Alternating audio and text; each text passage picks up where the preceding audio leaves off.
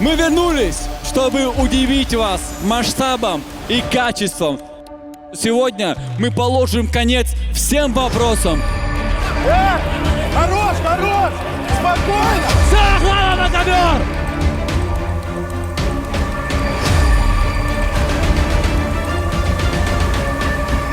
Сегодня все вопросы мы закроем на этом ковре!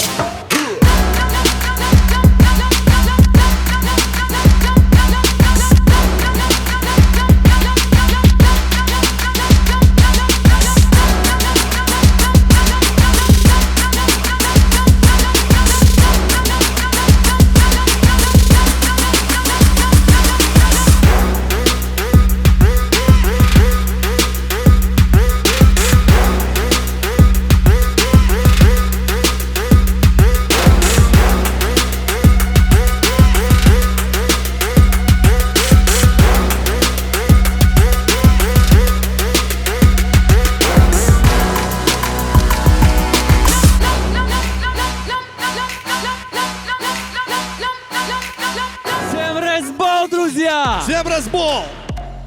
Мы вернулись, чтобы удивить вас масштабом и качеством, как вы и просили. Мы вернулись на ВТБ-арену. Именно тут в прошлом году все началось с легендарного матча ЮРФ Сколково. Сколько же шума мы тогда наделали. Давайте устроим это снова. Спасибо нашим друзьям в ВТБ-арене за то, что помогаете нам. Команда ЮРФ возвращается, чтобы принять вызов от настоящих сумоистов. Представляли, чтобы сумоисты играли в ресболе? Представлял, потому что ресбол объединяет все спорты. В ресбол могут играть сумоисты, дзюдоисты, борцы, баскетболисты, боксеры, неважно кто. Главное быть спортсменом, заряженным на победу, на игру. И все. Значит, мы сегодня увидим сумоистов во всей их красе. У этого противостояния сумо ЮРФ есть история уже. Она уже положена. На турнире Ресбол 3-3 было очень много вопросов. У них была очень серьезная игра. Команда сумоистов долго была впереди, вела в счете. Потом Рамазан Алиев на последней минуте вытащил эту игру, и они вышли вперед. У команды сумо много вопросов по судейству, по самой игре, по жесткости, по этому всему. Так что сегодня мы положим конец всем вопросам и начало Кубка Гран-при с призовым фондом 10 миллионов рублей. И это будет игра 5 на 5. ЮРФ против сумо. Олимбет – генеральный партнер турнира по ресболу. Широкая линия, удобное приложение, мгновенные выплаты и уникальная программа лояльности. Получайте максимум эмоций от ресбола вместе с Олимбет. Ну а теперь команды уже заждались. ЮРФ и сумо ждут своего выхода на площадку. Давайте позовем их! И первыми мы позовем на этот ковер команду сумо ресбол! Давайте пошумим, друзья!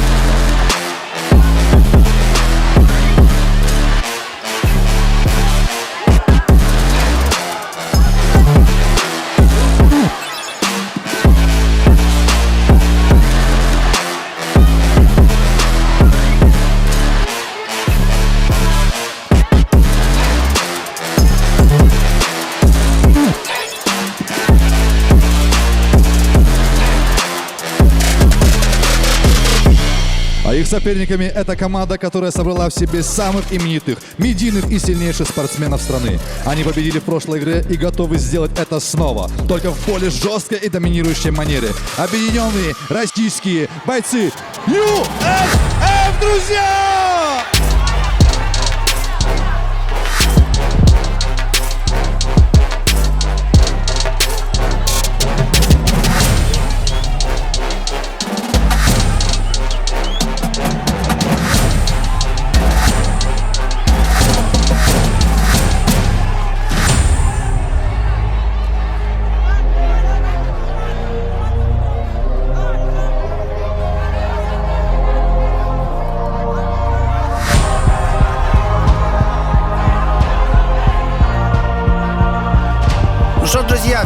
привет! С вами комментатор Алексей Сафонов, и это Restball, а именно Russian Restball Cup 2023 года.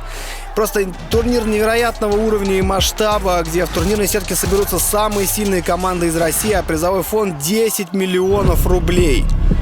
Ну и сейчас мы видим дуэль взглядов между двумя по-настоящему топовыми командами. Даже маскоты принимают участие в этой дуэли взглядов. ЮРФ против Сумо. Максимальный накал напряжения, особенно учитывая предысторию этих команд. Напоминаем, что в конце 2022 года мы запустили небольшой гран-при в формате 3×3 в одно кольцо. Ну и там как раз-таки уже на стадии четвертьфинала сошлись Сумо и ЮРФ. Ну и во время самой игры было очень много спорных моментов, стычек, нарушений. В том числе и там небольшие потасовочки набирали обороты. Ну и вообще матч получился равный, и в том числе и в спортивном смысле. Всем разбор, друзья! Давайте сделаем это! Да начнется битва! Ну и сейчас мы видим, что схватка будет за право владения мячом. Первый номер у Сумо. Это Захар Маишев. Ну и 74-й номер у, собственно, команды ЮРФ. Башир Курбанов. Собственно, вот так мы плавно и переходим к объяснению правил прекрасной игры Restball.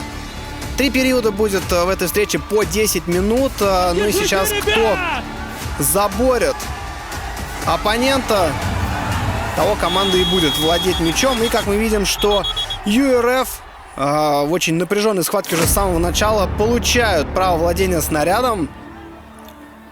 И после этого игра начнется. Ну, что еще важно знать о правилах, помимо борьбы в самом начале, это, конечно же, можно получить 3 балла за точное попадание, 2 или 1. Все это зависит от того, с какой дистанции был заброшен мяч. Вы видите, как раз площадка размечена специальными зонами. И самая дальняя дуга, как и в баскетболе, 3-очковая линия. Бросок с нее принесет команде наибольшее количество баллов, то есть 3 очка. Так, ну и, кстати, говоря о накале встречи, вот мы уже видим сразу же потасовка в центре. Так, там уже очень напряженно видим мы президента клуба ЮРФ Рокки, который там тоже вмешивается в ход противостояния. Вагабов в эпицентре событий. Так, ну сейчас нужно, конечно, ребятам немножечко успокоиться, хотя я сомневаюсь, что это вообще возможно, учитывая, как давно зародилось их противостояние, и, собственно, что сейчас еще мощнее и увереннее нужно будет выявлять сильнейшего. Так, вот вроде бы немножечко там локализовали конфликт. Там разводят игроков в красных и синих формах. Там вон Вагабов опять. Вот это начало! Да. Вот это начало! Очень бодренько врываемся в реванш, если так можно говорить. Ну, я уверен, что можно, между Сумо и ЮРФ. Так, нет, так главное, чтобы кольцо не пострадало. В него еще должны мячи забрасывать. Она работает! Да, охране, конечно, нужно сейчас как можно скорее растащить игроков. Ну и рестболистам тоже нужно так немножечко прийти в себя и все-таки по спортивному принципу выявить сильнейшего. Хотя я понимаю, что здесь страсти, конечно, у каждого будут кипеть. Абсолютно у каждого. Заканчиваем кипиш. Играем. Все-таки здесь собралось очень много и борцов, и бойцов по-настоящему элитного уровня. Видели мы там и Артур Алибулатов. Тоже бодренько врывался. Давайте все решим на ковре Restball, друзья! Так, ну что, вроде как выдохнули. Да, он Рокки уводит Вагабова. Давайте мы выясним это обязательно. После игры пообщаемся, поговорим. А сейчас приступим к игре в Restball! Да, вот еще видим, так уже на более дружной ноте общаются. Вроде как без ударов. Что уже приятно на самом деле. Ну и действительно хотелось бы перейти непосредственно к самой игре. Потому что и в составе Сумо, и в составе ЮРФ есть очень много по-настоящему сильных игроков Red Bull. И просто если преимущество у кого-то и будет, оно, безусловно, у кого-то будет, но это будет прям вот минимально. Как мы уже видели на примере игры 3 на 3. Очень равные это команды и, соответственно, Все, уходим, все. микроэпизоды решают исходы таких больших противостояний. Все, мы останавливаем. Начинаем игру, тормозим. Тормозим ситуацию. Все, тормозим. Да, ну вот как только хотелось мне чуть детальнее рассказать про правила рестбола. Вау! Какая хорошая комбинация была сейчас от Вагаба. Очевидно, что настиг он одного из обидчиков во время общего столкновения. Ну так вот, как только хотелось рассказать про правила рестбола, сразу же эти правила нарушаются. И сейчас мы смотрим Друзья, на такое, скорее, бойцовское выяснение отношений, а не на спортивно-рестбольное. Ну ладно, мы в целом никуда не торопимся. Наоборот, наверное, такая затравка перед игрой еще больше будет привлекать внимание.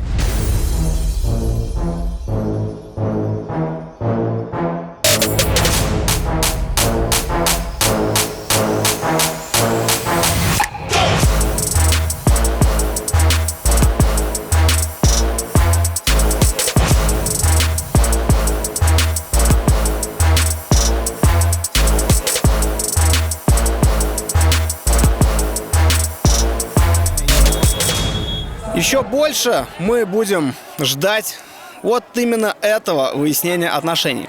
Так, ну что ж, поехали. Игра началась. Так, мяч у Я Сумо. очень долго ждал этого момента, и он настал сейчас здесь. Так. Несмотря на то, что в схватке, насколько мы помним, победили представители ЮРФ, сейчас, видимо, может быть, там из-за какого-то нарушения правил при стычке или там потенциальной дисквалификации. Ну, обязательно нам, наверное, разъяснят еще этот эпизод подробнее. Ну, а пока что первые штрафные броски от команды Сумо. Пока что не было попадания, контратак. Ой, как хорошо под кольцо последовал пас. И ЮРФ очень бодро так атаковали. Это был 4-й номер под кольцом Рамазан Алиев. Едва не завершил он эту атаку и сейчас будет бросать штрафные. Соответственно, и выходит ЮРФ вперед со счетом 1-0. Про штрафные тоже нужно, наверное, пояснить, от чего зависит количество. Если идет нарушение правил при атаке на 1 балл, соответственно, будет 1 штрафной. Если игрок нападения бросал из 2-очковой зоны и в этот момент на нем нарушили правила, тогда уже 2 штрафных, ну и, соответственно, 3 штрафных при трешечке. Ну и, конечно, если в момент броска мяч все-таки дошел до цели и попал в кольцо, то после этого и было нарушение правил, то все равно еще 1 штрафной такой бонус-трек предоставят. Так, и вот не справился со снарядом игрок сейчас. Но сейчас подбор все равно у ЮРФ. Так, 3-очковый бросок рядышком, но все-таки мяч вылетает обратно на площадку. Ну и там Шамиль Мутаев, 10-й номер, был на подборе, но мяч все-таки переходит к представителям команды Сумо. Атакуют, разгоняют атаку сумоисты, но хорошо их там сейчас останавливают. Но тут же быстрый перехват опять от сумоистов. Немножечко неразбериха при комбинации. Ну и небольшая пауза у нас. тайм. Замена. Еще одна замена. Да, ну и, конечно же, главный, наверное, сок вообще рестбола, за что мы его так любим, помимо динамики и того, что это абсолютно новое веяние, это позиция рестлера. Раз за тайм игрок может скинуть с себя футболку и попытаться провести бросок на сопернике, и в случае успеха этого броска команда получает 2 дополнительных балла. Что очень приятным бонусом может быть при вот таких очень напряженных матчах, когда не так много очков с игры.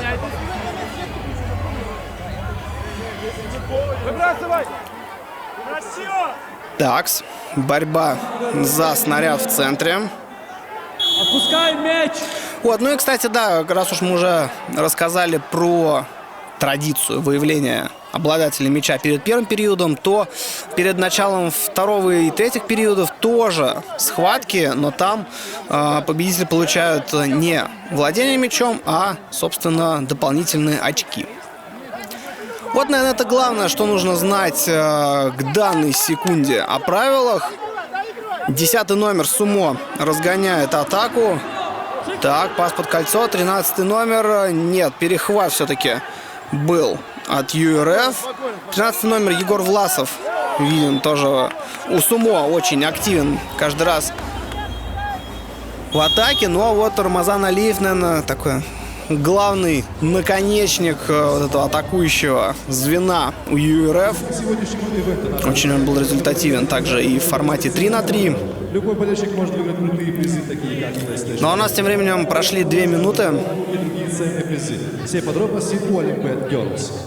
с первого периода в атаке Сумо.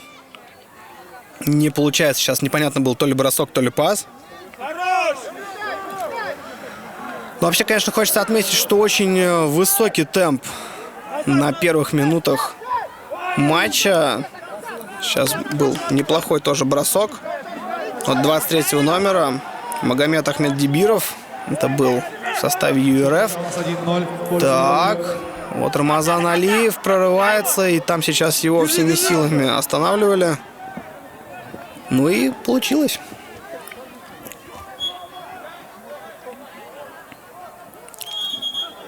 Три минуты практически прошло. Счет у нас по-прежнему минимальный. 1-0. Игра продолжается. Так, атакуют представители ЮРФ. Но сейчас почти без помех бросают, да, и попадают. Хорошая была атака. И это Курбан Магомедов, кажется, был. Да, 88 номер, все верно. Курбан Магомедов точечно приносит дополнительные очки своей команде. Мне, честно говоря, показалось, что из двухочковой зоны он бросал, но в динамике мог не заметить. Пока что на табло счет 2-0.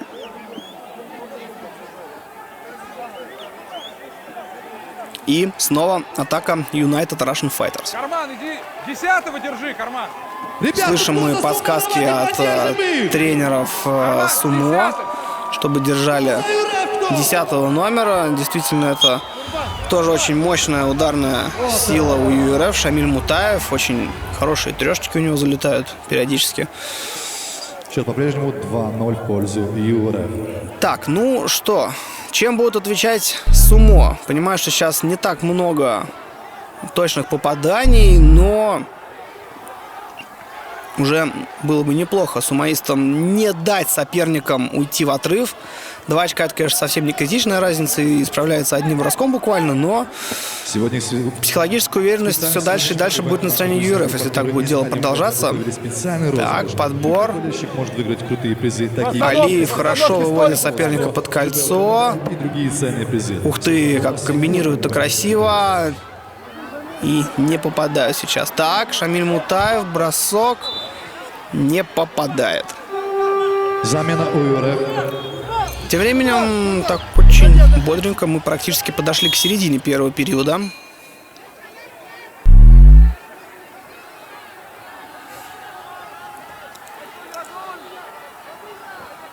И после замены по-прежнему мяч будет у ЮРФ. Пас под кольцо. 23-й номер там после этого атаковал, но ему помешали.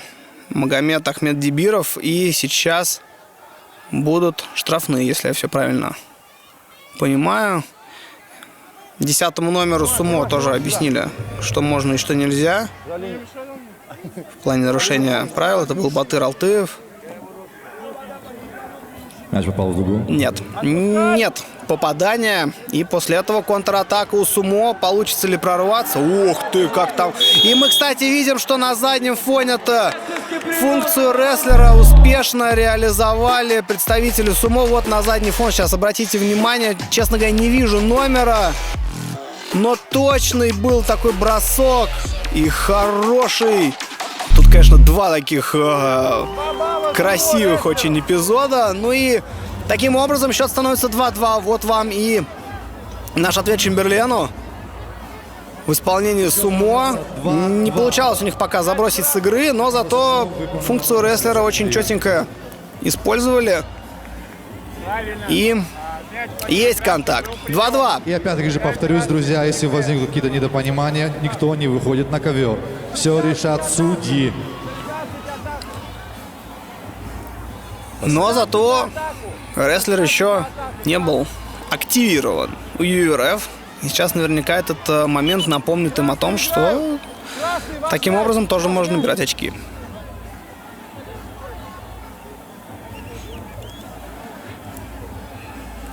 Небольшая пауза.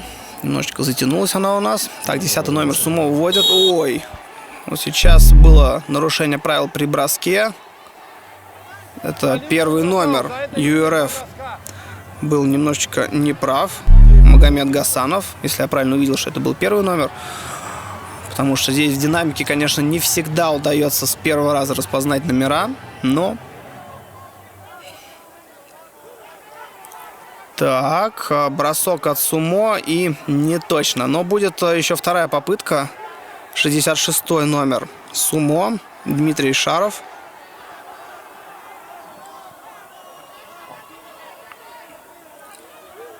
И со второго раза также он не точен.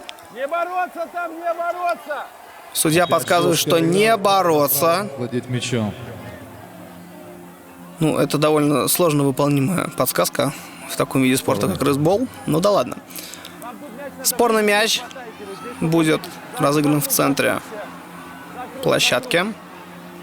Ахмед Дибиров у ЮРФ. И третий номер у Сумо. Это у нас Владимир Чайка.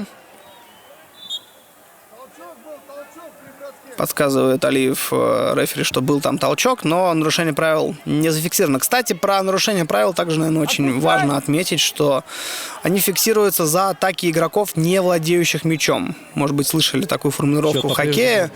2-2. За это вообще дают двухминутный штраф.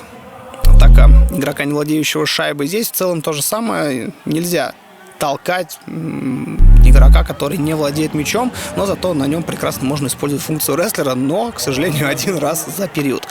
Так, очень бодро прорываются. И какое хорошее завершение 23-го номера Магомеда Ахмед Дибирова. Убрал защитника на ложном замахе фактически. Ну и пас от Алиева, конечно, прекрасен. Вот он такой ложный замах. И после этого точно от щита, ну, прям... Просто enjoy, что называется. 3-2. Юре выходит вперед.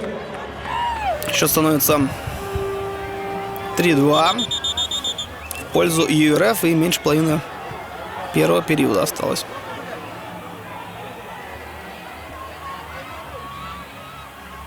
Замена в команде Сумо. Егор Власов выходит на арену. Игра продолжается. Так, ну что ж. Ждем ответ от Сумо. 10-й номер разгоняет атаку, но не получилось у него прорваться. Батыр Алтыев. Замена. Напоминаю вам, что победитель этой игры проходит дальше по сетке, а проигравший покидает гонку. Да, очень важное сейчас было напоминание, что тот, кто побеждает в этой встрече, тот проходит дальше и может бороться за главный приз. Напоминаем, что внушительный призовой фонд 10 миллионов рублей. И, конечно, очень это мотивирует, думаю, абсолютно каждую команду и каждого игрока в частности. Так, первый номер ЮРФ тут накрыл своего оппонента. Магомед Гасанов.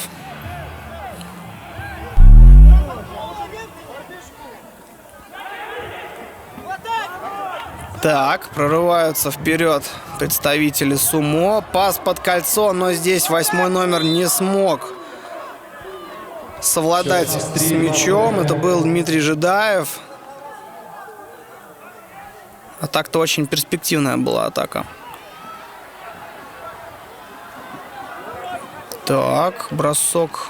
Ну или пас под кольцо. Тут уже игроку виднее. 4-й номер Рамазан Алиев. И не попадает, а Ахмедибиров не смог забрать подбор. Меньше 4 минут до конца первого периода, естественно. Дальше у нас еще 2 отрезка будет по 10 минут чистого игрового времени. Да, вот это я забыл сказать, что, конечно же, если вдруг кто не обратил внимания, то во время пауз таймер останавливается. Поэтому у нас полчаса именно чистого игрового времени. Что наверняка радует всех поклонников ресбола. Так, вот такой, мне показалось, больше отчаянный бросок, конечно, был. Но, тем не менее, до щита мяч долетел, но в колечко не отлетел. Так, 13-й номер, бросок с отклонением не получается. И теперь контратака от ЮРФ. Наверняка пас под кольцо, но очень хороший перехват. Защитник был на месте. 8-й номер сумо. Это все тот же Дмитрий Жидаев. Чуть-чуть не хватило, чтобы забить мяч. Так, ну и напоминаю, что вот пока близится к концу первый период, у... Хороший финт от Батыра был. Так вот, по-прежнему у сумо нет заброшенных мячей с игры. Единственные свои 2 балла они заработали благодаря рестлеру. Замена. Аккуратнее при броске, в следующий раз дам пол. Да, это, конечно, правда было очень неплохо от Алтыева. Камера в заблуждение, меня он точно ввел, и думаю, что соперников тоже. Кто спорит? С кем спорный был? Не может меняться, он спорит. Обратно.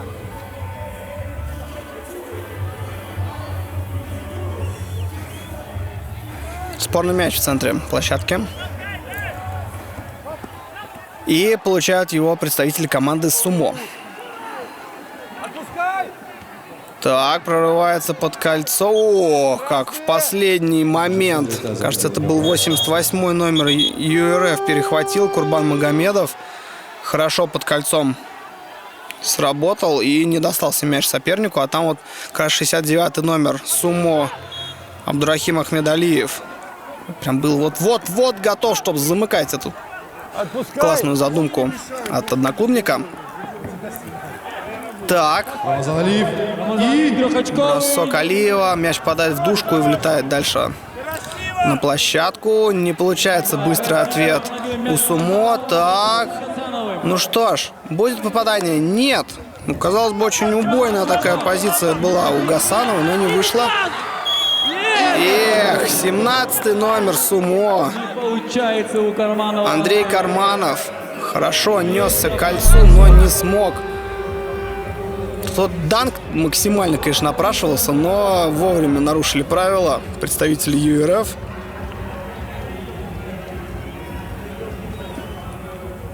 Да, 88-й номер ЮРФ, Курбан Счет у нас Магомедов. 3-2, и сейчас после этого штрафного команда сумо может выйти вперед.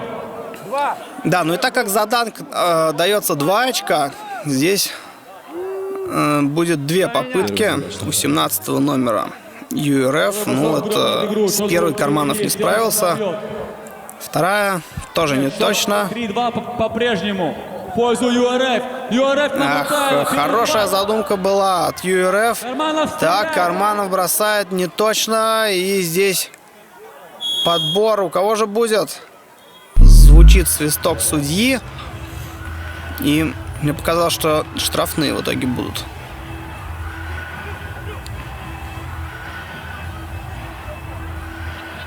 Да, смотрим мы с вами повторы. 2 броска команде сумо.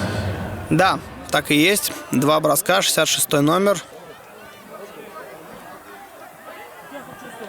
Не попадает первым броском Дмитрий Шаров. Еще одна попытка. За линию, за линию, за линию. Так, все затаили дыхание. И есть попадание, еще становится равным. 3-3.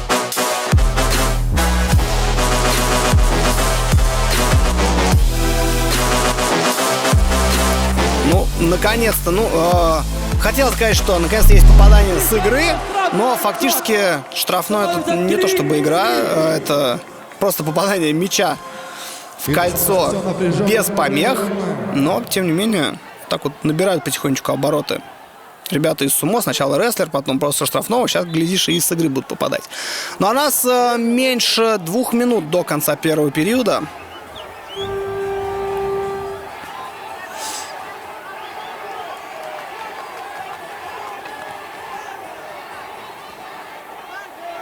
Атака сумо.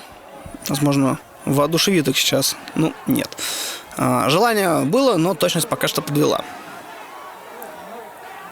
Счет у нас 3-3. Ну что ж, мы давненько не видели активных действий и попаданий и от ЮРФ. Ну и, кстати, вот все того же рестлера-то пока что и не было. Во-во-во-во-во-во! Так, вот это засчитают. Не было приема. Ну, технический тейкдаун был. Здесь, конечно, не амплитудный бросок, но, тем не менее, своего соперника-то с ног сбил. 88 номер ЮРФ Курбан Магомедов. Вот сейчас будет интересно посмотреть, засчитают это за успешный бросок или нет. Не было приема. Сгорела попытка, не было приема. Не было броска. У нас есть Не было рефери, броска. все вопросы Не было броска, через всё. него. Это был не бросок, должен был быть бросок. Да, вот подсказывают, что не было броска, поэтому не будет засчитано. И, соответственно, Команды, пожалуйста, не спорьте. сгорает опция рестлера в первом периоде у ЮРФ. И видели мы также, что президенту клуба Рокки оказывали там небольшую медицинскую помощь.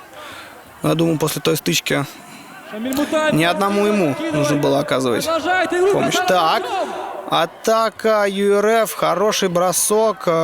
Гасанов, кажется, это был, но контратака от сумо уже. Так, раскатывается. И Рамазан Алиев. Есть данк! Шикарно! Унеслись в атаку. Ребята из ЮРФ, и Рамазан Алиев шикарно завершает эту самую атаку, ставит данк и приносит 2 очка своей команде. Итого счет становится 5-3.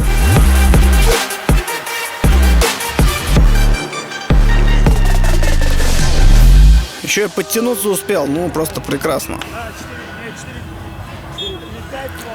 Так вот, меньше минуты до конца. Ну, ладно, 62 секунды до конца. 5-3, 5-3. Минута до конца первого периода. Так, сумо, конечно, нужно отвечать, но при этом не раскрываться так, как это они сделали мгновениями ранее, потому что ЮРФ уже неоднократно показывали, насколько они нацелены убежать в контратаку. И вот сейчас это особенно ярко получилось в исполнении Рамазана Алиева. ЮРФ с мячом, 50 секунд до конца первого Так, периода. концовка матча. Так, Гасанов прорывается. Ахмед Дибиров, бросок, и есть попадание. И это 2 очка в копилку ЮРФ. И счет становится 7-3. С игры сегодня особенно хорош именно Магомед Ахмед Дибиров. Не первый раз он уже демонстрирует точность со средней дистанции. Ну и сейчас, правда, очень хорошо закинул мяч в корзину чужую. Ну и тем временем 39 секунд до конца первого периода, и преимущество ЮРФ уже такое довольно внушительное. Тайм-аут, тайм-аут. Тайм-аут. А, так, тайм-аут там, видимо, На ковер. либо назревает, либо 40 секунд до просят. конца периода. Да, действительно, устраивают тайм-аут. Счет у нас 7-3. Ну что ж, сейчас особенно тайм-аут пригодится как раз-таки команде сумо. Нужно что-то напоследок, так как в футболе говорят, гол в раздевалку устроить. Ну и ЮРФ нужно, во-первых, этого не допустить, и, во-вторых, попробовать самим еще больше оторваться. Давайте послушаем, может, что-нибудь услышим. Он трогает кольцо и мяч мажет, тогда считаем очки. А так как мяч забил, мы просто досчитали. А вот если он же его в опасном положении перевел, надо рестлинг. Почему 2 очка нет? Он же его в опасном положении перевел и в опасном положении. Нужно бросок провести. А это и есть бросок. Видим мы споры Рокки и судьи матча по поводу рестлерского приема от ЮРФ. Но сейчас, конечно, ничего это, скорее всего, не принесет. United Russian Fighters нужно просто немножечко разъяснить, почему именно это засчитано не было.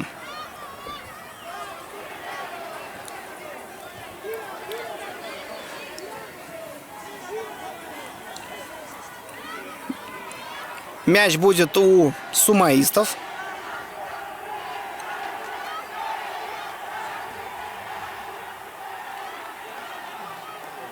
Поехали. Одна из последних атак первого периода.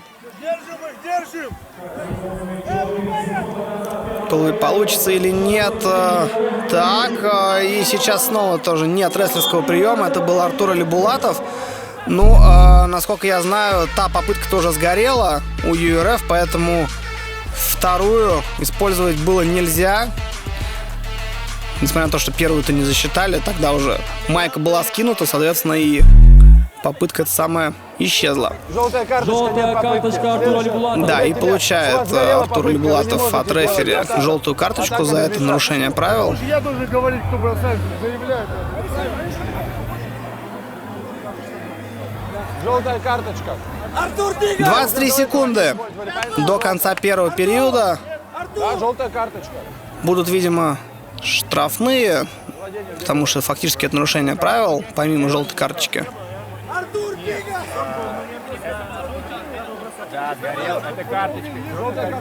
Опять небольшой брифинг в исполнении судей. Да, красный играют. Не-не-не. У них мяч был. Не, штрафных не будет, поэтому просто сумо будут вводить мяч из аута. Батыр Алтыев. Пас за 3-очковую линию. Хороший бросок. Ох, как рядом. Сейчас счет мог стать просто с минимальным преимуществом в пользу ЮРФ. Ой, какая встреча! Так. Что же здесь не получается у Гасанова? Но тоже хороший был бросок. 7 секунд до конца. Да, какой, конечно, прорыв был от Артура Алибулатова. Ну и хорошо его пытался остановить представитель команды Сумо. Воу! Еще один данк в копилку и ЮРФ, и конкретно Рамазана Алиева. Уже 2 таких в его исполнении только за первый период. Вот разошелся под конец отрезка. Сейчас становится 9-3 в пользу ЮРФ на последних секундах первого периода.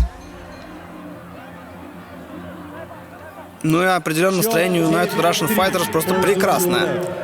Дальний бросок от сумоистов не точно. И на этом первый период завершен. 9-3 в пользу ЮРФ. И у нас будет небольшая пауза. Не только у нас, но и игрокам, конечно, тоже нужно передохнуть, потому что и темп очень высокий, и накал огромнейший. Но впереди нас ждут еще 20 минут чистого игрового времени.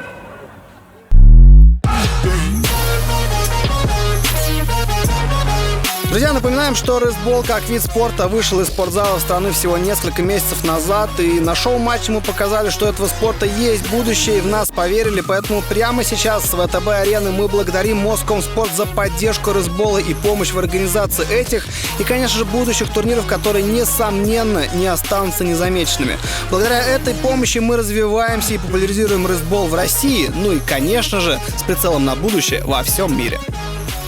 Рестлбол — это безусловный азарт, ну а какой же азарт без букмекерской компании Олимбет, генерального партнера турнира по рестлболу Russian Restball Cup.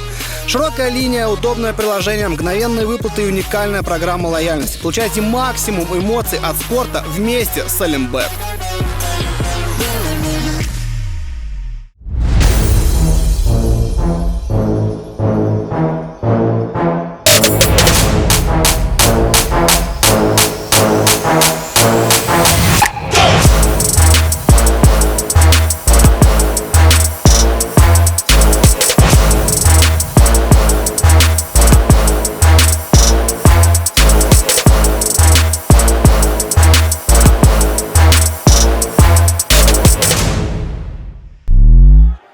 нас здесь еще есть мини-Халк. Сюда мини-Халк и Алан, которые хотят влететь в эту битву, в этот ресбол и зарубиться. Вы хотите что? Вы хотите 1 на 1 сыграть? Зарубиться? Это заявление всем. В спорте нет ограничений. Занимайтесь, добивайтесь своей силы, своей мощности, всех успехов. И вызов всем карликам мира. Мы самые сильные карлики. Вызов бросаем всем. Ю! Вы готовы собрать свою команду? Да. И зарубиться? Да!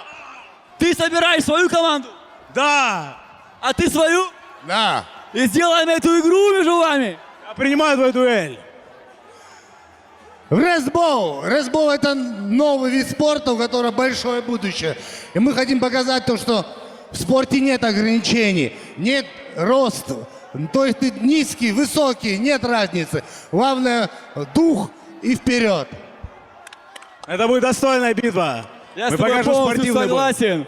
Устроим в нашей рамке медиалиги, в рамках медиалиги, устроим вам противостояние. Это будет очень круто. Я думаю, многие люди будут этого ждать и посмотрят это с огромным удовольствием.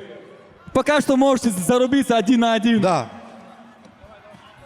На одно Давайте кольцо, на одно 1 на кольцо. 1. С борьбой.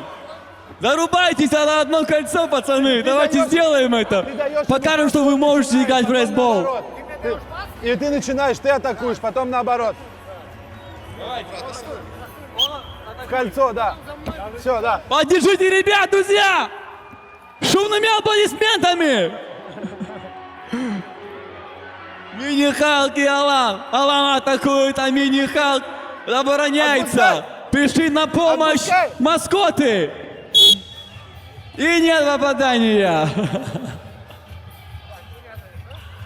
Так, Мини-Халк заряжен, как никогда. Вот сюда. Теперь атакует Ты отдаешь ему мяч, он Мини-Халк. тебе возвращаете, начинаете. Возвращаешь. Отдай. Можно. И пошел. Да можешь не бить мячом. Еще чуть-чуть почти бы забил. Молодец, Продолжай, Мини-Халк. продолжай. Алан с мячом атакует.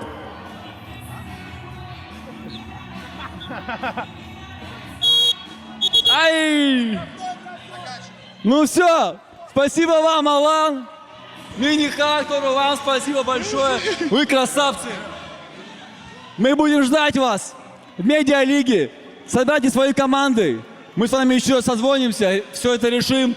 Соберем команды карликов и сделаем шикарную игру с вами. Жарко. Это будет шоу мирового масштаба. Old Dwarf in the wall. Go fight! Woo!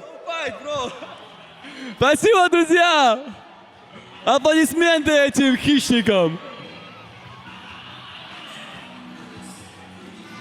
Ну что, давайте приступим к второму тайму. И по 5 человек с каждой команды приглашаются на ковер ресбола. И в центр ковра приглашается по одному игроку из каждых команд. Напоминаем, победитель данной схватки зарабатывает для своей команды 2 очка. Ну что ж, мы возобновляем встречу после перерыва и шоу-программы, от которой вы наверняка Рамазан тоже Алиев. получили наслаждение. Ну и сейчас будет еще одна схватка в центре, и победитель приносит в копилку своей команды 2 очка. И Рамазан Алиев, кажется, именно это и сделал сейчас хорошим проходом в одну ногу. 2 очка зарабатывает команда Юра. Да, четенько он вошел. 69-й номер команды Сумо Абдрахим Ахмедалиев пытался защититься, но не вышло. И здесь даже разница в весе Еще не становится помогла. И счет становится 11-3 в пользу ЮРФ. Так уже довольно внушительное преимущество.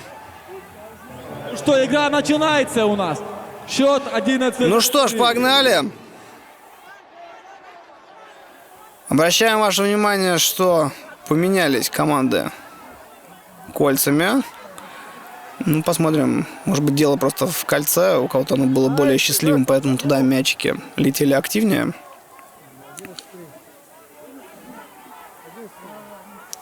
Мяч у Сумо сейчас. Начинают они свою атаку, так не спеша. Действительно, нужно наладить сумо, мне кажется, в первую очередь комбинирование, потому что довольно много желания, но точность и какая-то осмысленность в атаках пока что так хромает. У ЮРФ в этом плане гораздо больше каких-то осознанных действий, вот просто как они комбинируют под кольцом. Даже сейчас хорошо очень вывели Мутаева на бросок. От щита он исполнял, но не получилось. Так, трешечка, не увидим мы трешечку. Шамиль Мутаев, хорошо, на Ахмед Дибирова, ну и как так, ну просто убойнейшая же позиция была у Ахмед Дибирова, но Магомед на этот раз промахнулся, хотя казалось бы, что реализовывал он гораздо более сложные броски. Уже конкретно в этой встрече. Так, и сумо тоже не получилось ответить. 66-й номер Дмитрий Шаров это был. Но остановили атаку сумоистов, представителей ЮРФ. Ну, теперь сами пытаются атаковать. Вот это неплохой был бросок. 74-й номер ЮРФ Башир Курбанов. Спорный. Да, ну и, кстати, напоминаем, что мы тут немножечко обнулились. А это значит, что рестлеры заново могут вступить в дело во втором периоде и принести, соответственно, по 2 очка своей команде. Так, спорный мяч оказался в пользу сумо. Какой такой амплитудный бросок, но не соперника, а мяча от Дмитрия Шарова.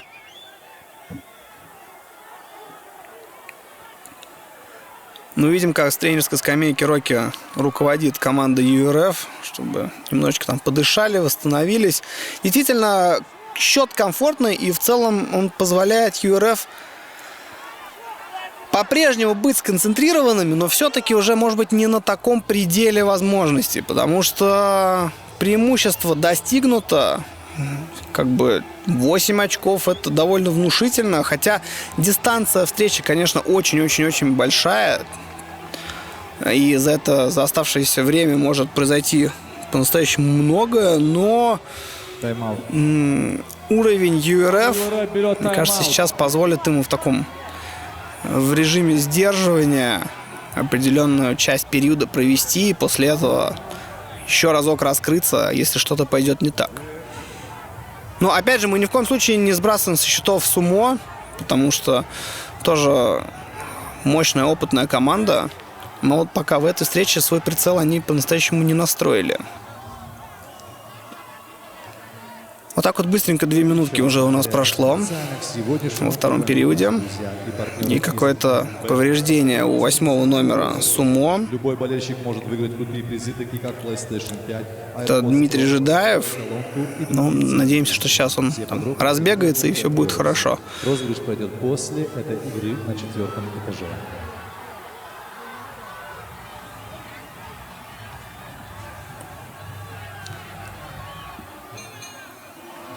Затянулась у нас пауза.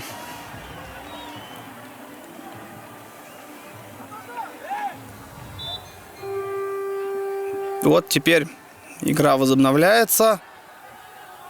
И перехват от ЮРФ. Шамиль Мутаев. Ах, думал, что будет такой... Да ладно, неужели... Ох ты!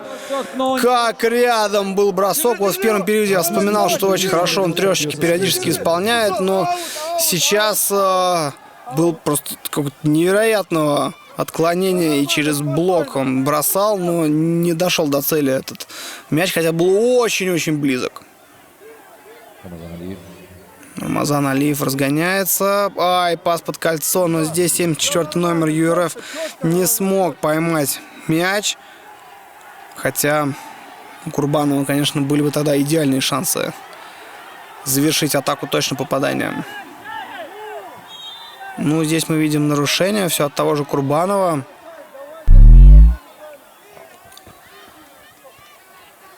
Да, и должен быть, по идее, штрафной, потому что уже вошел в зону 1 балла игрок сумо. Бросок выполняет Шаров, номер 66. Так, Дмитрий, будем бросать. Мимо, мимо, мимо. Ну и вот мы слышали слова мимо, мимо, мимо. Ух ты, ну бросок-то сейчас был, даже несмотря на попытки Дмитрия спасти своего одноклубника. И это Рамазан Алиев. Кого он там настиг? Да, 17-го номера сумаистов он настиг. Это Андрей Карманов. И да, засчитывают, ну конечно, правда, амплитудный бросок был, но фактически был амплитудный бросок аж двух соперников в исполнении Алиева. Ну вот, опять же, вспоминаю его результативность в формате игр 3 на 3. Он очень хорошо как раз-таки показывал себя и в борцовской составляющей, и в плане точности с игры. И сейчас мы уже видели, сколько очков он принес своей команде. Вот только сейчас, если мы быстренько вспомним, 2 данка по 2 очка. И, собственно, бросок от рестлера. Итого уже 6. Я не помню, возможно, еще с игры забрасывал. Просто сейчас уже немножечко смешалось. Ну, в общем, как минимум практически половину очков ЮРФ принес один только Рамазан Алиев. Рефери переговариваются, бросок был. Да, конечно, засчитывают. Я абсолютно согласен с тем, что такой бросок Рамазана Алиева нужно было засчитывать. В этом периоде у команды ЮРФ больше броска нет. Да, ну и вот тоже важное напоминание ребятам, которые иногда могут запутаться в правилах. Все. Во втором периоде рестлера от ЮРФ больше быть не может. Но хорошая новость в том, что может быть у сумо. Так, Рамазан Алиев. Ох ты! Ну, кстати, как хорошо сориентировался. Шикарная передача. И здесь Курбанов. Трехочковый был рядом, но не получается у Артура Алибулатова забрать подбор. Но зато очень неплохо удалось побороться. Но излишне завелся. Алибулатов получил красную карточку. Ну и так еще и рефери за руку прихватил. Так, у нас там опять страсти разгораются. Друзья, давайте не выходить на ковер ресбола. Давайте остается только те, кто играют. Ух, там, да, действительно. Рефери все решат. Загорелся Артур Алибулатов. Абдурахим Ахмедалиев был его оппонентом в этом эпизоде. Минуту четвером играем, потом выходим. Минуту четвером играем. Сейчас четвером играем минуту. Ну и сейчас вслед за красной карточкой, собственно, происходит удаление на минуту у ЮРФ. И если я все правильно помню и понимаю, то они должны будут играть сейчас вчетвером против 5 соперников.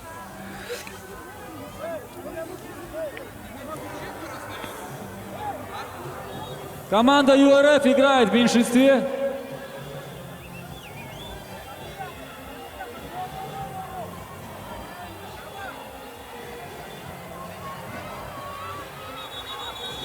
Затянулась у нас пауза уже не в первый раз. О, кстати, видим Лендруша мы на экранах. Лендруш Акопян, боец хардкора. На голых кулаках выступает. Команда ЮРФ у нас играет в Чемпион. меньшинстве. Сейчас команда сумо может выровнять счет. 1 минута. Так, ну что ж, бросок штрафной не получается у сумо. И сейчас нужно будет потянуть так немножечко время представителям ЮРФ. 13-3, 13-3. Так, да, здесь нельзя атаковать. Здесь слышны свистки рефери. Все нормально, братья, давайте ну чуть-чуть это сделаем, ну спокойнее. У нас как это будет? Да, подсказывает сейчас рефери, что была сирена о замене, соответственно, не было там игры, нельзя было в этот момент атаковать. Ну надоели, они больше провоцируют.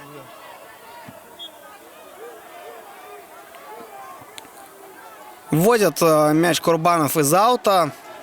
Рамазан Алиев пытается прорваться. Сквозь 3 игроков обходит. Вот вам и в меньшинстве. Ну, если бы он еще сейчас забросил, это была просто какая-то фантастика. Сольный проход от Алиева прекрасен. Как он здесь просто между Сциллой и Харибдой прорвался, между двух игроков, потом обошел третьего еще. Ух, красиво, красиво, красиво. Но я так понимаю, что еще и штрафные заработал ведь.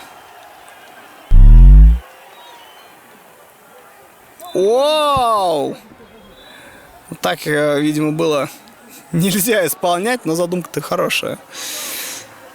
Рамазан Алиев всегда, по-моему, нацелен тоже на то, чтобы показывать такое зрелище.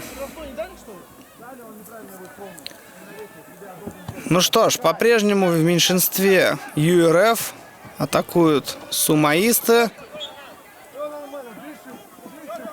И счет у нас 13-3 по истечению 3,5 минут, чуть больше, во втором периоде.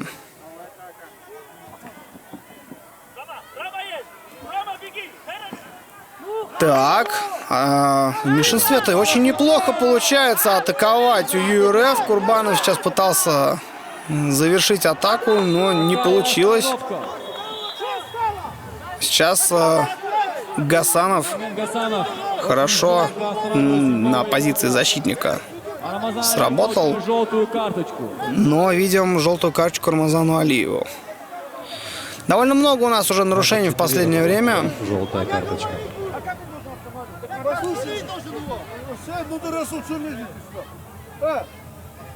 Подожди, у нас пятый игрок выходит. Рефери. Пятый игрок выходит, 6-12 должен был выйти. 3 секунды лишние вы делаете. Выходит пятый игрок. Ну, отсюда 6-12. Вот-вот появится пятый игрок у ЮРФ. Пятый вышел. И да, в полных составах команды ЮРФ, ну, я считаю, просто эталонно провел время в меньшинстве. И сами хорошо атаковали, и сопернику не дали. Ну и здесь, конечно, особая заслуга, мне кажется, вот у этого человека, 4-го номера, Рамазана Алиева, который сейчас еще забрасывает. Еще становится 14-3. Ну, просто в очень хорошем смысле этого слова бегунок Рамазан Алиев. Вот, правда, выполняет огромный объем работы, именно вот такая кардиомашина. Очень хорошо передвигается по площадке. Вспомнить бы еще, как этот фильм назывался, кажется, «Лабиринт», когда нужно было зайти в лабиринт человеку и максимально быстро его исследовать, и тот, кто быстрее всех бегал, собственно, и выбирался на эту роль. И вот, мне кажется, в этом фильме главную роль сыграл бы точно Рамазан Алиев. Так. Ну что ж, сумаисты, чем будем отвечать? Потому что отвечать уже надо. Так, конкретно надо. У нас фактически середина матча. Полтора периода прошло, полтора, соответственно, осталось. Ну и 11 очков преимущества у ЮРФ. Это по такому ходу поединка очень большое преимущество.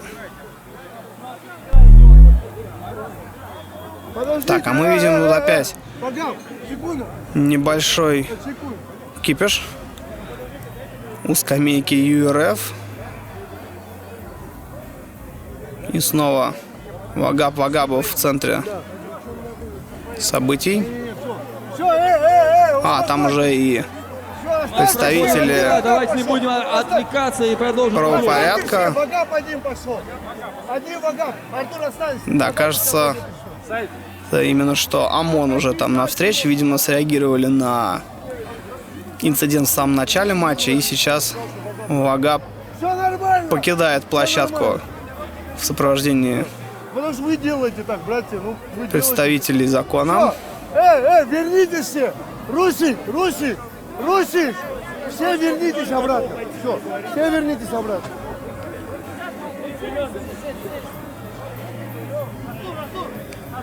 Да, вот такие Вагаб, паузы на Вагаб. разболе тоже случаются. Вагаб. Пацаны, Захар, не идите, они сами разберутся. Оу. Тормозите здесь. Да, ну и Вагаб показывает, что все нормально. Как общаться в данной ситуации, я думаю, Вагабов прекрасно знает.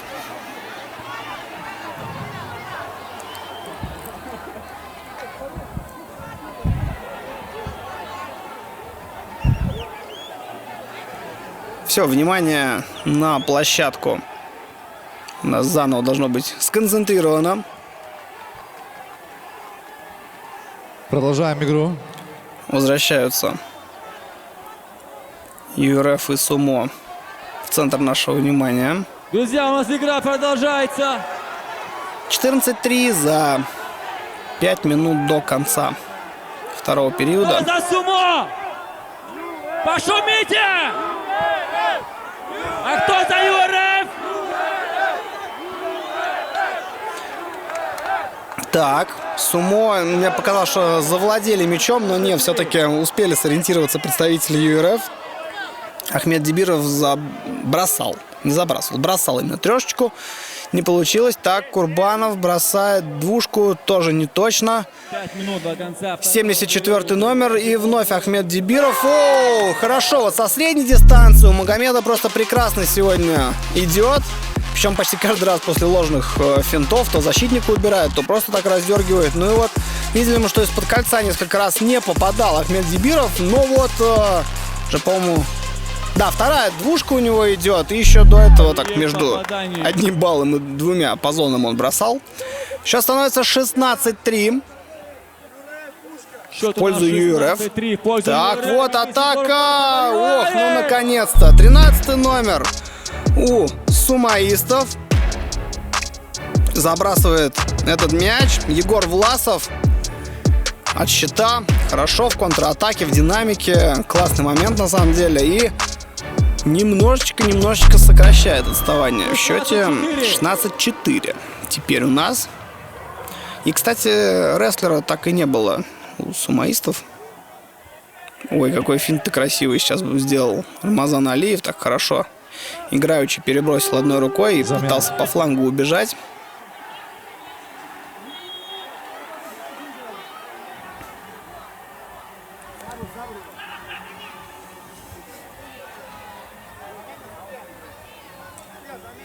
Ну и еще одна пауза у нас. И раскатывается атака ЮРФ. Так, Ахмед Дибиров со своей коронной дистанции бросает. Ну, кстати, там был все равно заступ. И, наверное, если бы мяч залетел в кольцо, было бы все равно 1 очко. Ну, а сейчас, ух ты, Гасанов очень близок был. Еще ответ Курбанова, но не получается. Так, что же будет от Сумо? Так, Рамазан Алиев. Хороший пас на 74 номера. 33 номер ЮРФ был в атаке. Сипулла Хасанов. Один бросок. И на нем нарушили правила.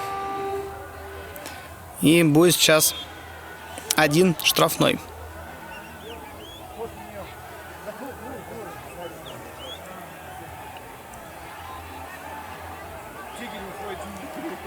Ну, вообще, конечно, время-то сейчас целиком и полностью работает на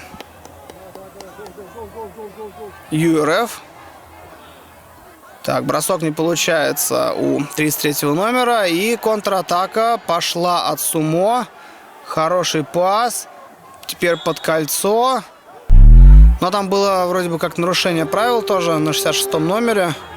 И будет он бросать штрафные. Дмитрий Шаров это.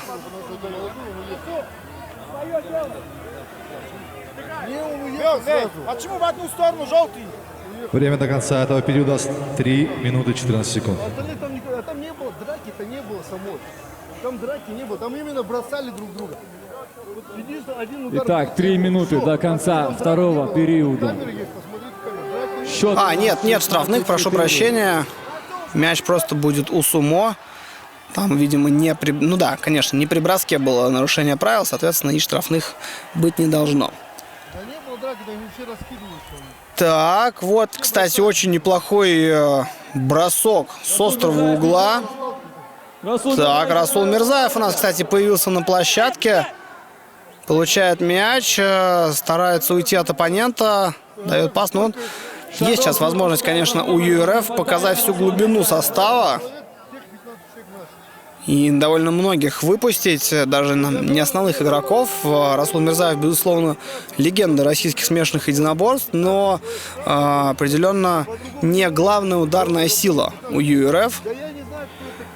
Но сейчас получает свое время на площадке тоже.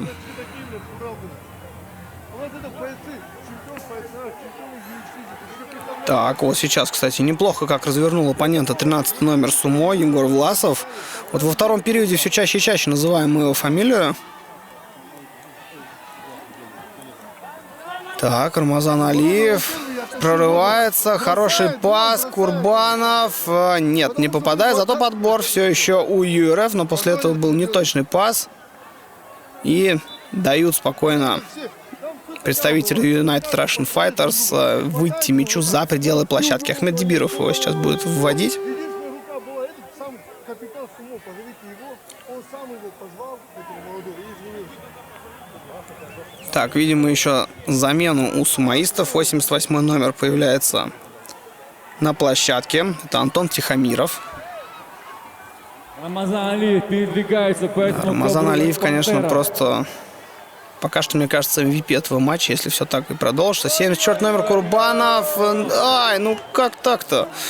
Ну, казалось бы, чуть ли не стопроцентная реализация сейчас должна быть этого эпизода, но не получилось. Ну и вот, да, видим, как прорывался Рамазан Алиев. Увидел под кольцом, отдал пас на Курбанова. Но не получилось у Башира завершить эту 2 атаку. минуты до конца игры. До конца периода второго.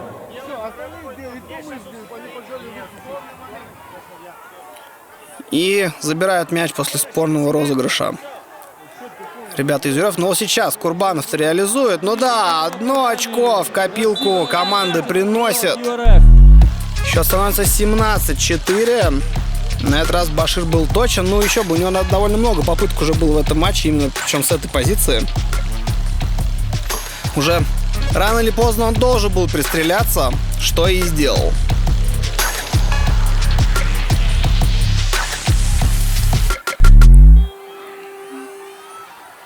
Счет 17-4. Ну вот, мне Пользу кажется, команды что, опять же, учитывая счет и осмысленность в действиях ЮРФ, что в формате 5 на 5 им гораздо проще действовать против сумоистов. И видим мы сейчас 69-й номер как раз команды сумо Абдурахим Ахмедалиев реализует позицию рестлера и бросает Шамиля Мутаева. Опять же так, с улыбкой все. Вот за таким особенно приятно наблюдать, когда нет никакой там агрессии, еще что-то. Ну, спортивная агрессия, спортивная злость в любом случае должны присутствовать всегда и везде, но вот все равно ничего лишнего. Бросил, улыбнулся, руку подал, соперник тоже все прекрасно понимает, и никаких претензий ни у кого нет. И еще становится 17-6. По-прежнему 11 очков преимущества у сумо. Ой, прошу прощения, у ЮРФ, конечно же. Это сейчас на фоне успешного броска Ахмедалиева. Небольшая оговорочка была. Так, Ахмед Дибиров бросает. Не получается. Подбор у Артура Алибулатова. Шамиль Мутаев бросает с дальней довольно дистанции. Не попадает. Так, Рамазан Алиев после подбора тоже хорошо атаковал, но не получилось. Чуть больше 1 минуты до конца второго периода. После этого у нас будет еще 3-й завершающий. Вау! Ну вот, подтверждаю мои слова про MVP матча. Рамазан Алиев забрасывает двушечку, причем чистейшую. Просто посмотрите, мяч вообще не дотронулся душек. Сходу в сеточку. Очень хорошо, очень красиво. Счет у нас 19. Да, 19-6 уже в пользу ЮРФ. Ну и вот большая площадка пошла, безусловно, United Russian Fighters на пользу. В формате 3 на 3 гораздо больше было, наверное, и сумбура, и такой скованности, может быть. Но вот, когда полноразмерный уже формат, Игра 5 на 5, и United Russian Fighters в целом показали глубину состава, помимо вот хорошей тактики и комбинационной работы. Действительно, тут простор для того, чтобы реализовывать контратаки. И в целом владеть инициативой у ЮРФ, конечно, лучше получается.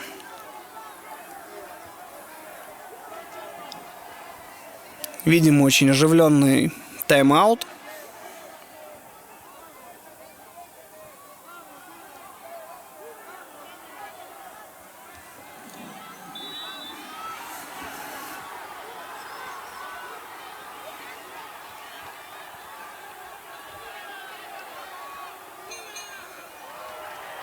Возобновляется противостояние. Мяч у сумоистов.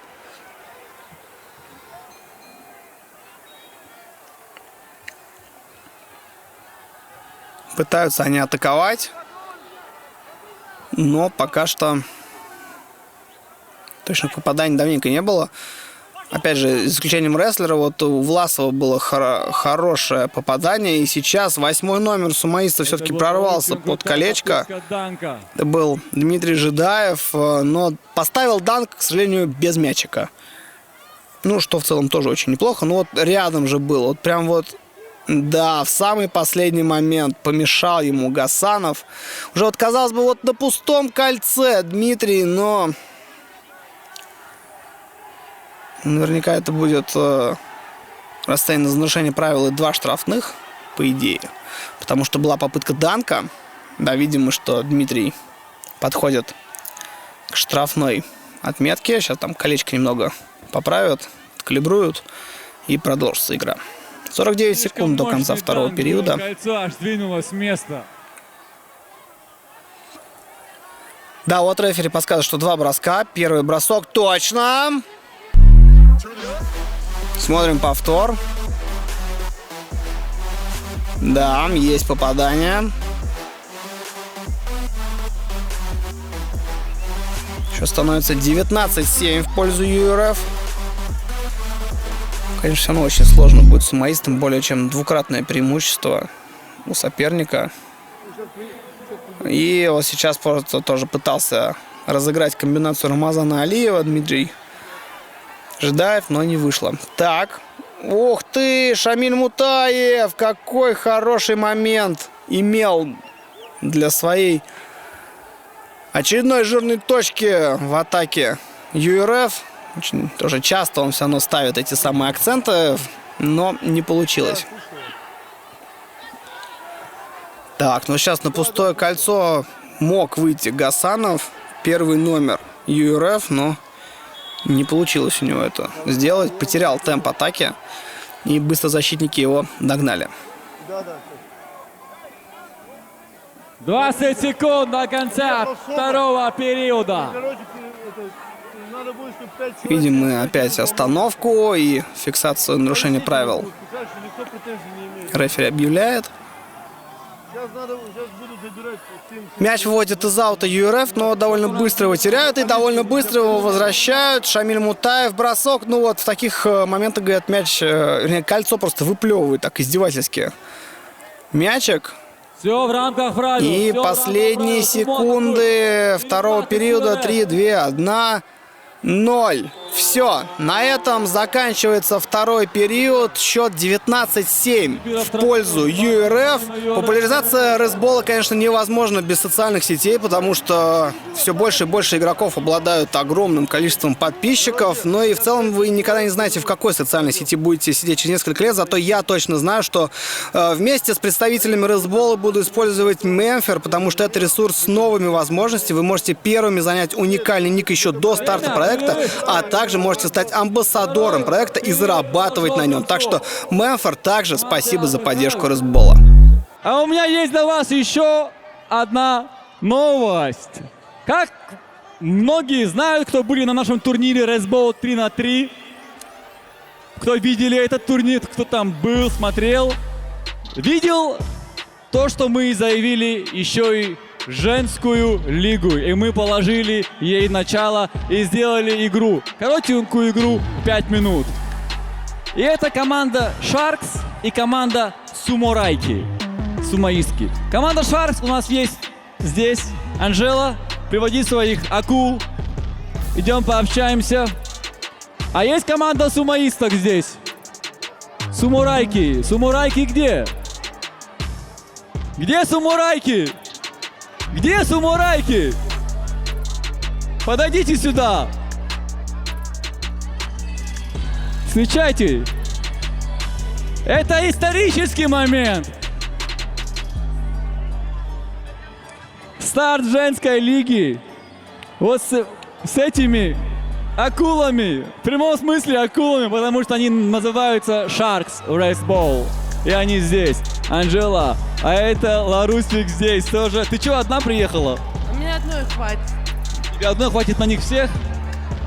Скажите, пожалуйста, у вас прошла игра, когда мы играли Raceball 3-3. Кто одержал победу? Напомните, как это было? Конечно, выиграли мы, но вроде бы на счет было 6-4. На 2 очка, да, мы выиграли. Русик, не стесняйся, подходи поближе.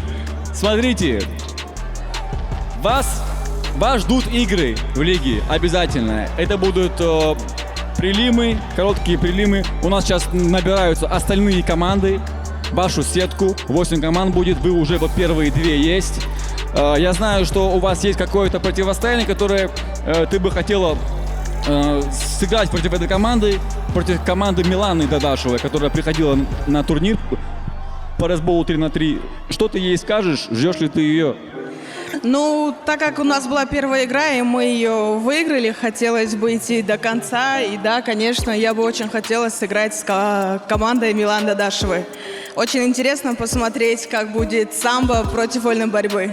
Я думаю, она соберет свою команду скоро и заявится. Мы с ней по этому поводу уже общались. А пока что, я думаю, вам предстоит реванш обязательно, потому что первая игра между вами была в рамках шоу, чтобы мы продемонстрировали публике, народу, аудитории начало женской лиги. Теперь мы здесь вот стоим в арене и официально заявляем, что мы положили этому начало здесь и сегодня. И совсем скоро эти 2 команды сыграют друг против друга и покажут вам такое зрелище, которое вы никогда в своей жизни не забудете. Отвечаю.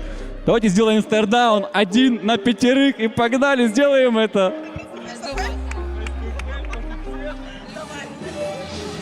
Чисто как шахматный грандмастер. Ну что, друзья, вы ждете девочек в лиге? Пошумите! Сумо! Поддержка сумо. А где ваша поддержка, девчонки? Наша... Поддержка. Где поддержка? Где ваша команда? Где наша команда? Нету ее, походу. У них был план, и они его Ну вот она. придерживались. Основная пятерка у нас здесь. Ларусик из команды Сумо. Она там и еще кто-то там, но мы обязательно познакомим публику с девчонками отдельно и сделаем эти красивые игры.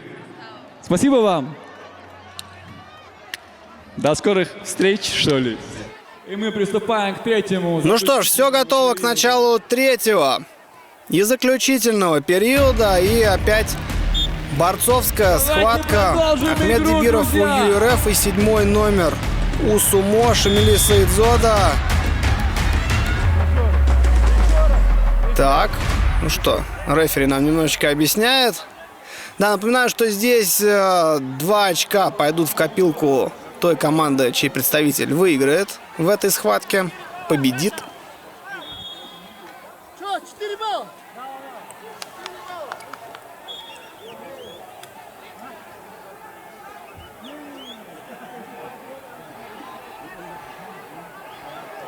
Так, ну и да, вот смотрим мы повтор как раз таки. Ахмед Дибиров также хорошо так накатом фактически пытался исполнить. Ну и счет становится 21-7 в пользу ЮРФ. Интересно, что во всех 3 борцовских схватках лучше оказывались именно представители United Russian Fighters. Смотрите, мы уже поговорили, хотели 10 человек вас забрать, 10 нас. Счет Если человек 7-21. мотиватор, ЮРФ если мы впереди. же договорились о том, что там Вагап и вот этот парень, что они подойдут к полковнику и скажут, что... Буквально трехкратное преимущество у ЮРФ над Сумо. Ну и, я думаю, здесь, конечно, относительно победителя матча уже вряд ли будут какие-то, хоть у кого-то вопросы. Вопрос лишь в том, какой именно будет счет после финальной сирены. И еще закроют ли все свои вопросы именно на спортивной площадке ЮРФ и Сумо, чтобы больше не было никаких конфликтов, недопониманий и разногласий. Напоминаем, что 10 минут именно чистого игрового времени в каждом периоде и последние, ну, грубо говоря, мгновения в этом противостоянии нас ждут. Так, Курбанов бросает с довольно дальней дистанции. Так, Гасанов, пас на 88-й номер. Рядом было. Хороший бросок у Курбана Магомедова, но мяч не попадает в кольцо. И Рамазан Алиев вновь владеет мячом. Какая же хорошая комбинационная работа у ЮРФ. И подборы постоянно забирают. Просто какой-то unstoppable перформанс в исполнении United Russian Fighters. Ну а сейчас Сумо наконец-то зацепились за мяч и сами атакуют. И очень хороший и грамотный перехват от Курбана Магомедова. Так, Рамазан Алиев избавляется от защитника. Курбан бросает. Ух, Рамазан Алиев там под кольцом еще пытался добавить, но немножечко не вышло. Так, вот потенциально хорошая могла бы быть контратака от Сумо, но не вышло. Ну, у нас вот фактически без остановки 1,5 минуты прошли. И я хочу сказать, что это, ну, наверное, конкретно в этом матче рекорд, чтобы прям вот без нарушений, без аутов, без каких-то форс-мажоров, просто на одном дыхании откатали 1,5 минуты. Это очень бодро, особенно учитывая, что это аж 3-й период. И сил, на самом деле, ну, по идее, должно быть уже не так много, но мы видим, конечно, прекрасную физическую форму у обеих команд.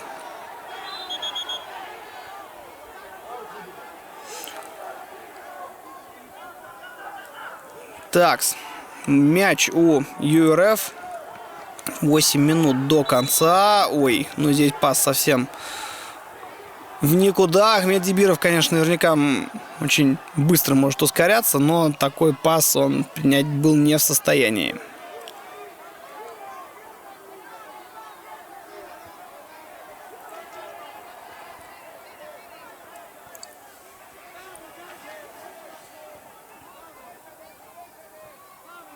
Так, чем будут отвечать, опять же, представители от Сумо, потому что, ну, очень... Ну, не верится мне, что они так просто отдадут эту встречу и что они перестанут бороться в заключительном отрезке. Я вот, опять же, на примере сейчас этой атаки мы видим, что все-таки желание у них присутствует. Как можно больше все-таки под финал встречи забросить. Видим мы неплохой сольный проход от Батыра Алтыева, 10-го номера Сумо. Несмотря на то, что ему пытались помешать просто всеми возможными способами. Захар Майшев выходит. До броска он дело довел. Саид Зада Теперь покидает будет исполнять ковер. штрафные.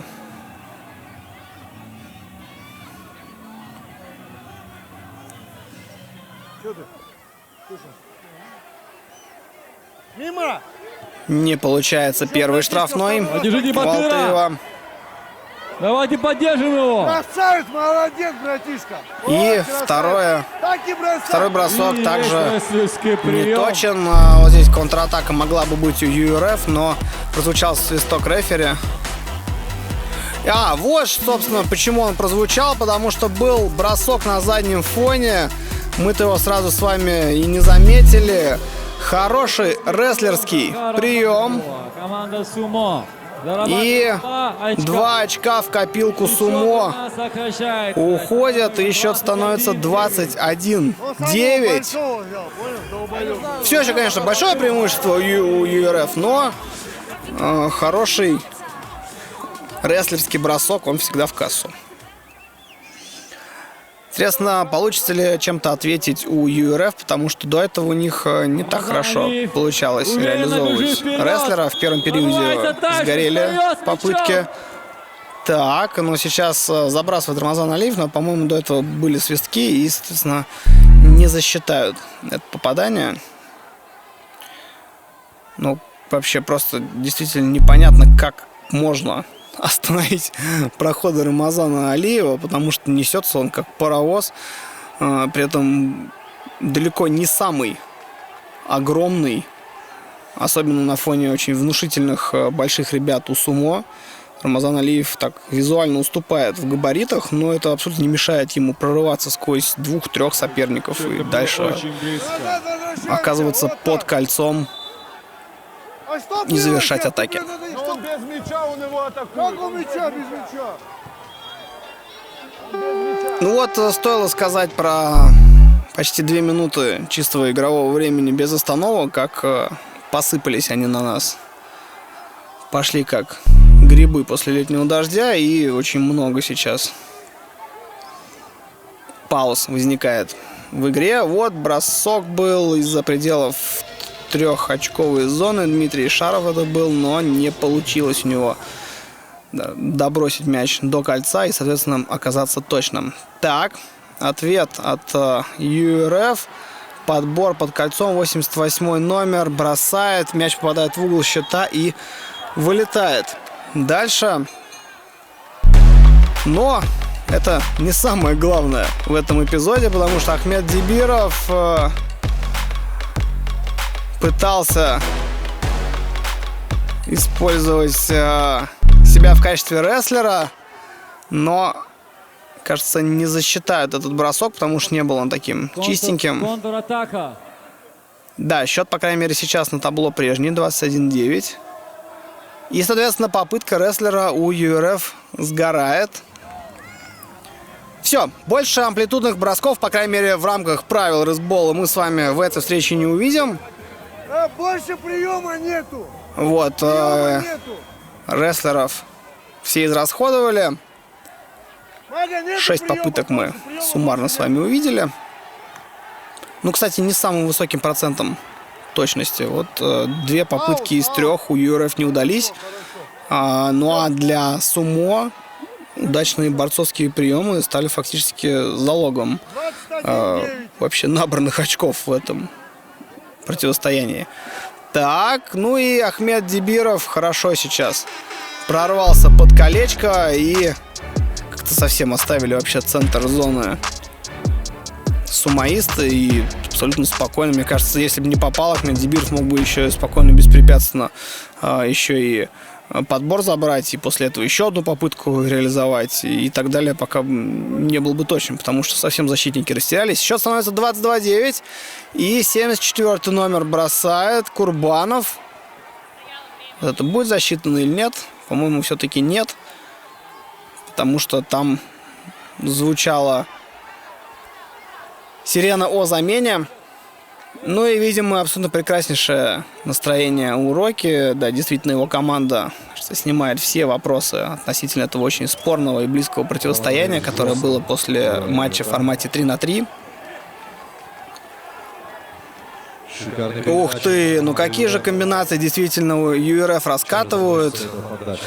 Курбанов, ну красавец, обманул просто всю оборону соперника и хорошо прорвался и в итоге положил мяч из-под кольца. Но действительно, как мы и говорили в предыдущих периодах, у него было время пристреляться практически из одинаковых позиций. Он всегда заканчивает атаки. И вот сейчас 74-й номер он хорошо через защитника просочился и от щита мяч отправил точно в кольцо. 23-9. Казалось бы, в тот момент, когда ЮРФ должны расслабиться и сумоисты могут чуть-чуть сократить преимущество, все лучше и лучше идут дела именно у ЮРФ.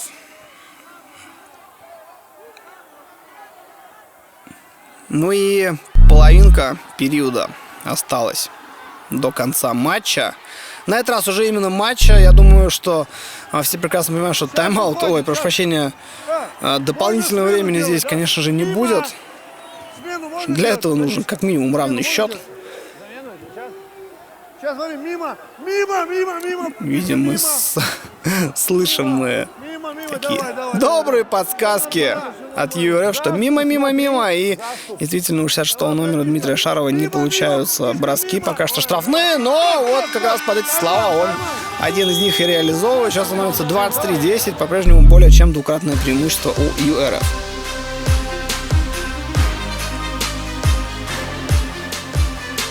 Иди назад. Все. Выходи. Шама, выходи. Сейчас, выходи, Шама. Атака от United Russian Fighters. Слышим свисток. И пауза повисает. Счет у нас становится 23-10 в пользу команды ЮРФ. 13 очков впереди, 5 минут до конца. Из аута сумаисты вводят снаряд. Хороший какой перехват от Рамазана Алиева. Ты выбивал. Да хватит спорить. Небольшие споры, хотя, опять же, с моей колокольни как будто бы уже, не надо спорить. Одни уверенно выигрывают, другие по спортивной, опять же, составляющей уступили в этом противостоянии. Здесь ничего такого нет, нужно просто хорошо это признать и уже... Главное, чтобы никто сейчас не получил травм, никаких проблем со здоровьем не было, и спокойненько пожали руки, и каждый пошел дальше своей дорогой. ЮРФ дальше пойдут по турнирной сетке и будут бороться за первое место. Напоминаю, что призовой фонд турнира Russian Wrestling Cup 10 миллионов рублей. И ЮРФ автоматически, наверное, становится одними из главных фаворитов вообще этого розыгрыша, потому что очень хорошую игру они показали конкретно сегодня. И дальше, я думаю, они будут только набирать и набирать. 3 минуты остается до конца матча.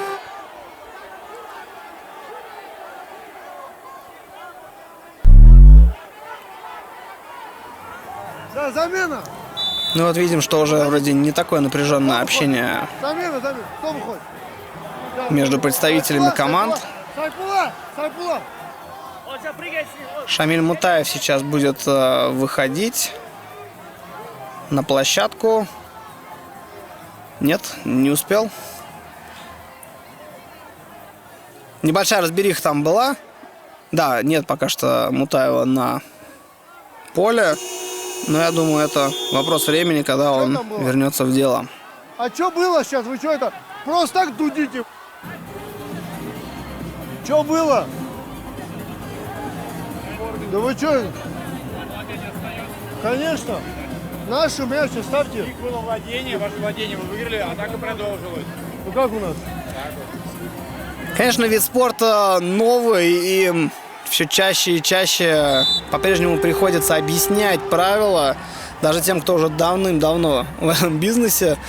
Вот. Ну и не говоря уже о тех, кто только что подключается или подключился к просмотру рестбола. Очень много непонятных эпизодов, но, уверяю вас, все это дело наживное, и в зависимости от опыта очень быстро привыкаете к тому, что происходит на площадке. И вот как раз-таки Шамиль Мутаев, который буквально в предыдущей паузе должен был появиться на поле, сейчас завершает атаку своей команды. После очень хорошего паса Ахмед Дибирова оказался под кольцом Шамиль и точненько от щита кладет мяч куда надо.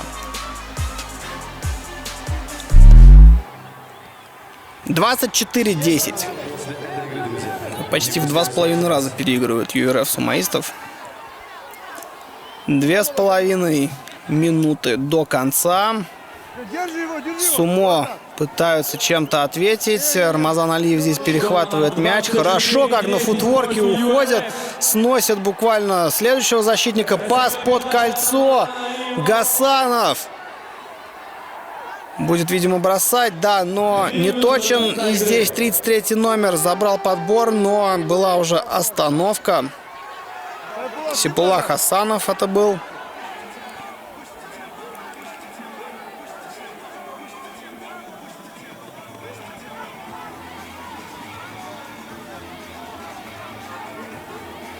Да, Гасановы, конечно, мощно тоже проводят эту встречу. И сейчас будет бросок от 33-го номера Сипулы, но не попадает он.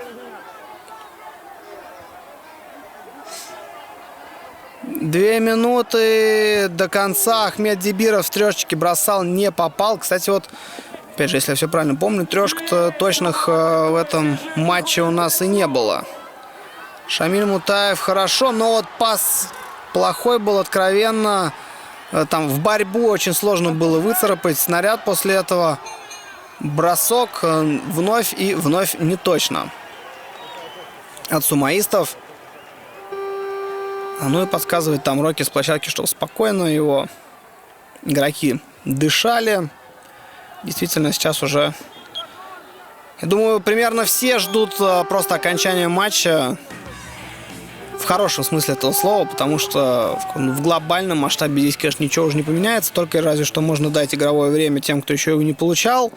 Ну или обкатать какие-нибудь комбинации, которые в напряженном поединке никто не обкатывал бы. Так. Рамазан Алиев. Такой редкий момент, когда он был не точен.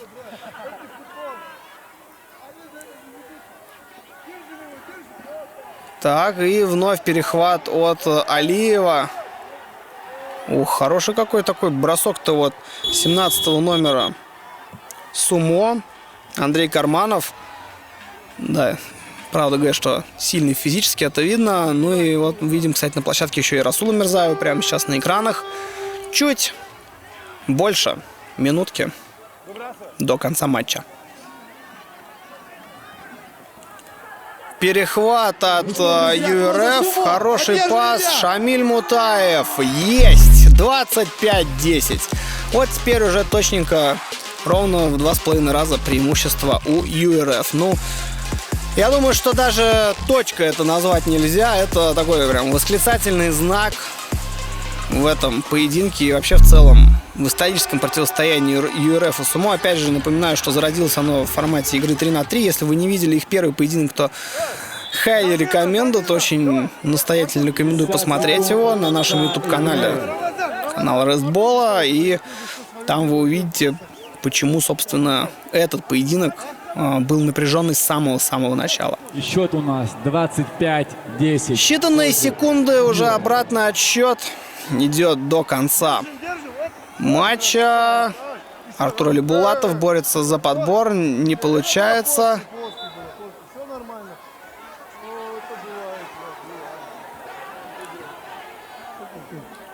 Ну и все движется к финалу. Вот он, вот он. Ну что, прям он просто свистит иногда, нормально. Он кайфует уже. Вновь рефери обсуждает с игроками, что происходит на площадке. И представитель команды Сумо получает право на штрафные. 8-й номер и точно забрасывает. Дмитрий Жидаев. Не в первый раз он уже сегодня, кстати, получает возможность именно исполнить штрафные. И второй, если мне не изменяет память, кладет. Итак, немножечко подсластил горькую пилюлю для Сумо в этом поединке. Сейчас становится 25-11. Ну, наверное, уже потихонечку можно все-таки подводить итоги. ЮРФ в основном благодаря командной, слаженной работе, очень хорошо настроенной комбинационной отдаче смогли достичь преимущества в этом поединке. Ну и, конечно, ударная пятерка у ЮРФ была на высоте. Особенно еще раз хочется отметить Рамазана Алиева, который в борьбе был очень хороший и в завершении атак, и, собственно, и в начале этих атак, потому что частенько именно он был таким главным заводилой. Вот, ну и Сумо также респект, все равно до последнего они не сдаются, вот даже сейчас. Если ничего не изменится, то последнее очко в этом матче будет в их пользу. Ну и, конечно, такое маленькое пожелание на последних секундах. Хочется очень сильно, чтобы все друг другу пожали руки и без конфликтов все завершилось. Ну и начиналось в дальнейшем также, чтобы Все было на уважении, но при этом с определенным спортивным накалом, определенной спортивной злостью, агрессией, но не выходящей в таком глобальном масштабе за рамки правил. 5 секунд у нас до конца.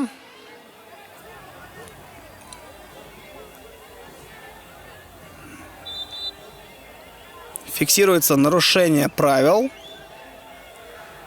И сумоисты, видимо, получат еще одну возможность немножечко сократить отставание в счете на последних секундах.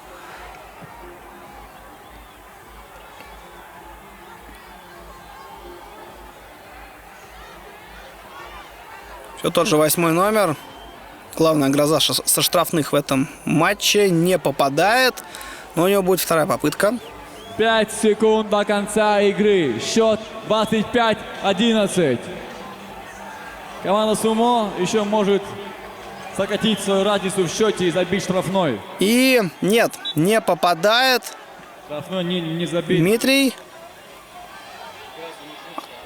И будет вброшен мяч из аута. Также Алимбет предлагает уникальную двойную акцию для новых игроков. Букмекерская компания возвращает до 10 тысяч рублей, а еще дарит бонус 500 рублей по промокоду RESTBALL. Получайте максимум эмоций от RESTBALL вместе с нашим генеральным партнером Алимбет. И все. Звучит сирена. Со счетом 25-11 ЮРФ побеждают Сумо и ставят точку в этом противостоянии. И, конечно же, помимо поздравлений ЮРФ и респекту Сумо, напоминаем, что переходите в наши социальные сети и голосуйте за лучшего игрока матча. Ну а в следующих выпусках вас ждет матч Warriors против Evolve. Это тоже будет очень-очень круто. Противостояние вольных борцов и одного из лучших спортивных залов России. Так что подписывайтесь на наши социальные сети, на наш YouTube-канал, и вы не пропустите самое-самое интересное из этой прекрасной игры. Наслаждаемся хайлайтами. Если хотите дальше, рекомендую пересмотреть вообще, что было до этого, опять же, на нашем YouTube-канале. Ну а с вами был комментатор Алексей Сафонов. Всем RESTBALL и увидимся в ближайшее время.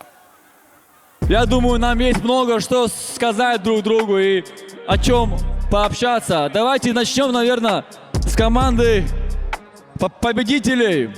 Это команда ЮРФ, президент команды Рокки. Как эмоции после сегодняшней победы? Расскажи.